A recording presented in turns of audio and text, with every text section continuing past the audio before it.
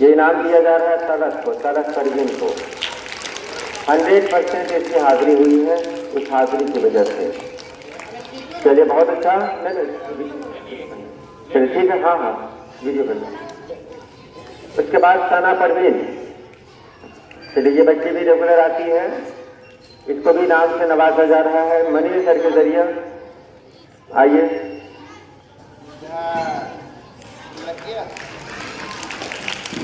इसको भी इनाम से नवाजा जा रहा है सना परवीन। चलिए, अस्सलाम वालेकुम। वालेकुम सलाम। आप लोग बोलिए ना वालेकुम सलाम। ठीक है,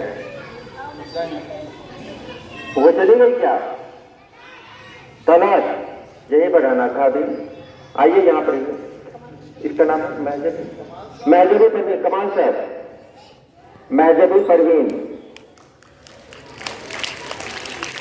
100% हाजिरी के लिए इसको भी नाम से नवाजा गया।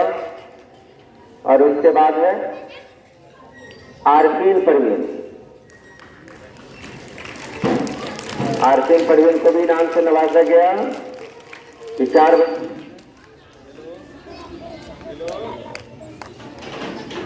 चारों बच्चों को इनाम से नवाजा गया। आप लोग देख रहे हैं।